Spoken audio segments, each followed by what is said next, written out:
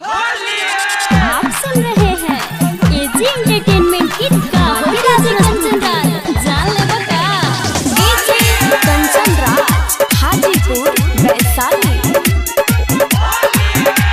अब तारू आई हो जाई विदाई फागुन में भइल शादी सेट हो। अब तारू आई हो जाई विदाई फागुन में भइल शादी सेट हो। चल जइहा गोरी ससुरा होली में कके भेंट हो। चल जइहा गोरी ससुरा होली में कके भेंट हो। करे जा एजी रिकॉर्डिंग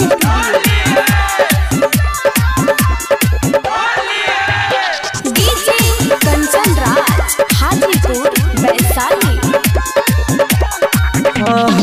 होली के दिन मिले यहाँ फजीर हो सिंदूर के जगह लगा दे में अबीर हो। जा होली के दिन मिले यहाँ फजीर हो सिंदूर के जगह लगा दे में अबीर हो।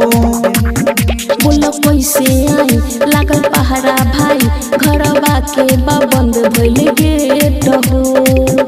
चल जइहा गोरी ससुरा होली में कके भेंट हो।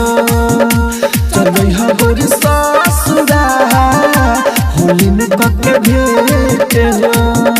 आप सुन रहे हैं एजी एंटरटेनमेंट की धमाकेदार प्रस्तुति।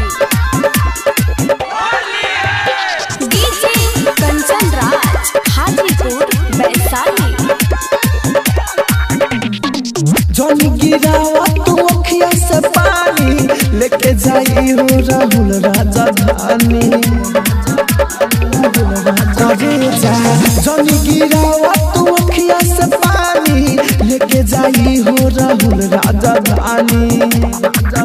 होली में का भइल जोड़िए टूट गइल माहिर मुकेश ना होख अपसेट हो। चल जइहा गोरी ससुरा होली में कके भेंट हो। चल जइहा गोरी ससुरा होली में कके भेंट हो। ए जान स्टूडियो रोशनपुर सपहा।